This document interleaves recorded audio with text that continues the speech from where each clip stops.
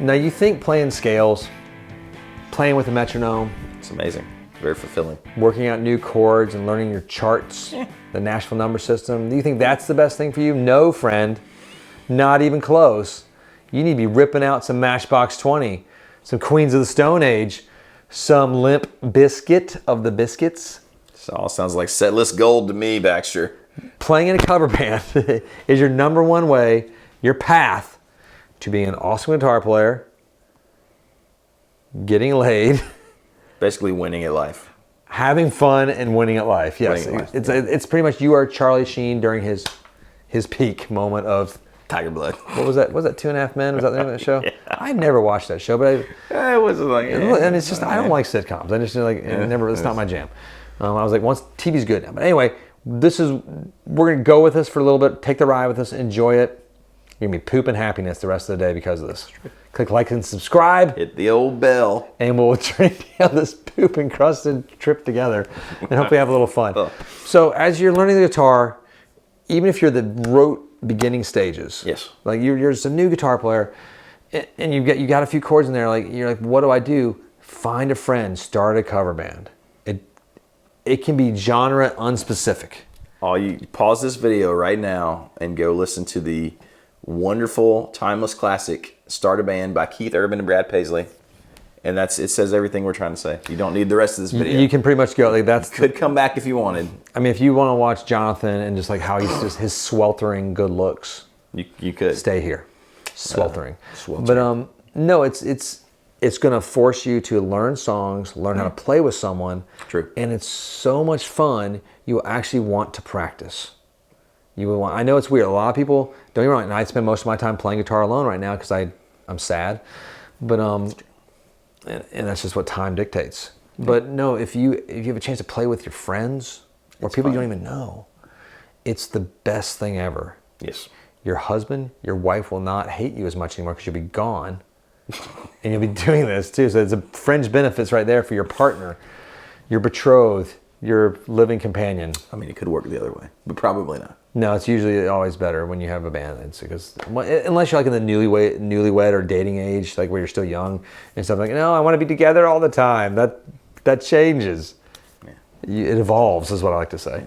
No, it really does because it teaches you the art of songcraft, and like learning how to play with someone is not easy at first. It's not. And I've spent so much time lately playing by myself. I haven't played in a band in so long. It's difficult going back to that. Like playing with people is almost harder. It's a different thing. I think it's one thing when you're sort of dissecting songs and learning these parts. You're sitting alone in your bedroom or on your couch or wherever, playing it with the drummer and a bass player or whoever, another guitar player in a band. It sort of makes you focus on the actual meat and what is important about learning these songs. Well, it's a conversation. Right. Instead of like you're writing a thesis paper by yourself, you're actually talking. Yes. And you have to learn how to play with a drummer who slows and speeds up. Yep. And like there's no metronome to this. And then you have a guitar player that might miss the chord. Low. And the train doesn't stop. It keeps moving. Hopefully.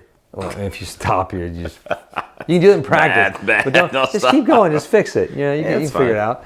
I've met some phenomenal guitar players. Like when you put them with a group to play with, they fall apart. And vice versa. Yes. Who like, just hearing them, you're like, but then you put them in the No, it is context funny. of the Some of the best guitar players I know out there in like the touring world, I've had them sit down they're gonna do a demo or something. They can't do it. It's not the same thing. They just can't they can't sort of do that's a whole different art form too. I feel that way. I'm like, No, but well, your thing is playing with a band and playing with yourself. No, but doing songs and things. That's your main thing though. Right. It's you're an expert at playing with a band. Like you can play anybody. You sit in with boom, got it. It's not like give me a chord chart. Just play. I've never seen you ask for what are the chords. You know, like you don't have to tell me. Like you and I, you don't tell me the chords. Like okay, I'm playing the song. I'm like cool. I'll figure it out. It's fine. As we're playing it, you don't need to tell me like the Nashville number system or what's going on. It develops the ability to learn how to control your own timbre, your tone, same thing, your volume, your tempo. Primarily though, it's really truly fun. It is really truly fun. Well, I think it gives you something for all those things you do where you chase gear and you chase tones and you chase certain techniques. it gives you like an outlet to, you're trying to hit those pinnacles or those points for a reason. It makes the whole thing a lot more fulfilling in my No, it's different too because you are chasing these tones in the isolated room of your own, and it's so different once you interject it with a band. And it's just like you have like, and now let's jump back into covering in particular. Like when you learn songs of other people, you're not focusing on the writing of songs yet. You're really learning different guitar players' abilities as well. Sure. And so you will steal those. You're like Neo from the Matrix. You're plugging in to Slash. You're learning what Slash does. I was explaining Slash to a group of kids this morning, and like not Slash but Izzy. The whole idea of Guns N' Roses. Somebody's like, "Sweet Child of Mine, that's super hard to play." I'm like, "It's D to C to G." They're like, "What do you mean?" I'm like, let me play the chord structure." They're like, it's super easy. Simple. Let me show what Slash is doing. It was a warm-up exercise that he's used to do, and this became the riff that we all know. It's probably one of the more famous riffs of guitar history. I'd say that's true. That's pretty cool to have that. It is. I mean, God, imagine like boom. That's your thing. Everyone plays it in guitar stores. Jack White has Seven Nation Army. You got Stairway to Heaven, Jimmy Page. Yeah, it's pretty cool. We hear a lot of SRVs coming back pretty strong too. That's true. I'm getting a lot of that. More so than Mayer right now. Yeah. You think it's the trail? Like they're like, oh, Mayer likes SRV, blah blah. Let's go to SRV. And then you hear, and you're like, when you're as a guitar player, when you hear those SRV licks, they're so exciting to play, and they're hard, but they're attainable. Right. Like you can do them, but to do them like Stevie's nigh impossible. Yeah. But you can get close. And like Mary Had a Little Lamb and Crossroads, I'm cross. Yeah. Bum bum bum bum bum bum bum bum. What's that song? Are you talking about Pride and Joy or no? Died in the Crossfire. Crossroads. I was like, where did you get Crossroads? Crossfire. That's a great riff. You got all that is of a them. great riff. Lenny is when you learn Lenny, you feel like you're a master. It's like Little Wing Step 2. Yeah, there's something kind of amazing. Something about like learning those weird chords that no one knows the names of. Because Stevie didn't either. He just played them. They were cool fingerings, and he's like. No, it's and then even more specific when you form a genre-specific cover band. Oh, you can really hone in on what these guys are doing, and really develop those skills. Like if you like hair metal, start a hair metal cover band. I'm just saying, start a hair metal cover band. I've been in one. It's the most fun thing you'll ever do. It's so much fun. Jason Scribner, old Peter Elman, old Smokestack, and James. A super group, if you will. They were. I mean, we were beautiful. We were makeup, spandex. Imagine. It was amazing. We had so much whipped cream on girls' breasts during the shows. It's a short-lived time of joy and debauchery, and God bless us all. There you go. James got punched in the face in full drag after show once. It was fantastic. And then I think one of our guys was a heart surgeon, had to do surgery. He was on call in full makeup. Can you imagine waking up while somebody's cracking your chest open? Well, first off, I wouldn't want to wake up while someone was cracking my chest. Good point. Touche. That would be horrible. I'm dead. Right? I feel like that's something's gone wrong at that point.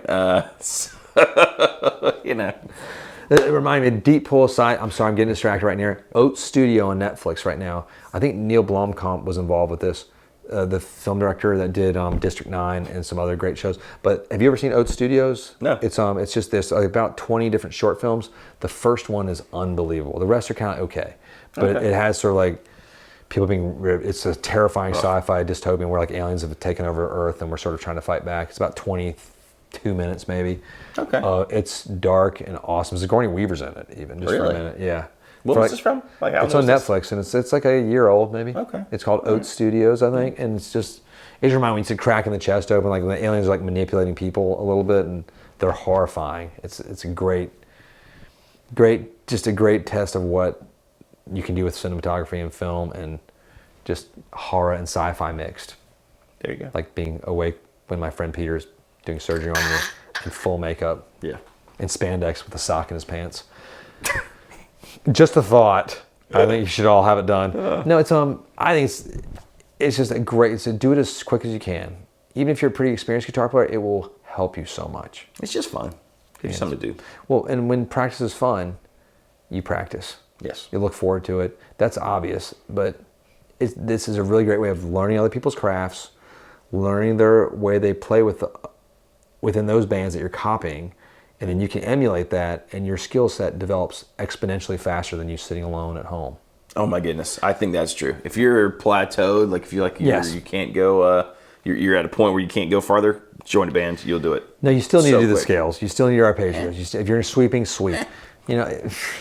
No, but I mean it does. That will help you. Play with a metronome if you want to. Like if you're learning very specific. But it'll make you want to do those things because when it's your moment to shine in that cover band and you want to take your solo, you better believe When you're gonna taking the practice your solo scales to and like the greatest songs ever by Poison, you know you've reached the pinnacle of guitar. peak human being. When you hit CC DeVille's like talk dirty to me and they CC pick up that guitar, baby. But you got to do his live versions of his solos. They get a little wonky sometimes. That's my favorite videos. I I'm like, oh, I can totally play like CC. Just like when he gets the whammies, you go. Nothing like the record. Which is fine with me. Whatever. He's still God amongst yeah. gods. I wonder who played him on the album. Brett, I mean, I love you. Shut your face. You go to heck. Jason might even agree with what you're saying, but I disagree. I think CC, I think you're wonderful. He is wonderful. I'll still like nothing but a good time. That video is like when CC plays like he's playing the Gretsch, he's playing the Charvels, like he plays like all these different like that made me want to be a guitar player in so many ways. It does make you want to be a guitar player. And walking around his little boots, his high heel boots. How could you not see that and think, damn, this is cool? Like girls are gonna like me one day. Or just anyone, just people. Well, other guys that are misfits will like me, and then girls will like think I'm cute. Yeah. I'll get to kiss one day is what I was thinking. Maybe.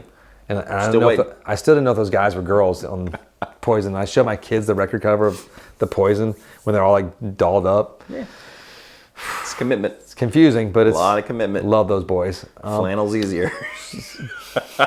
Wait, say that again? Just put on your flannel and your boots. Oh, I was thinking like Wait a few years. I was thinking like Z like in flannel. I was like that'd be sweet. Oh, yeah. Or Dolphin Training Friend like in flannel. Be doing such like a Chris Cornell cover band. So smooth. From the flannel to the smoothness. And God bless you. If you're gonna do a Chris Cornell or like Soundgarden cover band, make sure your singer can sing. Nah, it's more fun if they can. No, it's amazing. Or if you are really funny, do a Tenacious D cover type thing. Oh, that'd be really fun. It's if you got this. I got dude Jeremy in town. Like he and I mentioned it. Like I thought about doing like he'd be like the main guy. Like Jack Black. Yeah, he could kill it. He would. If there was time, we would do it. That's the problem. That's the only problem with this It'd whole be so endeavor. much fun. Oh, it takes time. But it's if you're spending time anyway, spend time with the cover band. We're done. as well. That's it. Enjoy the rest of your day. You're welcome. Yeah. Idiots. See you later.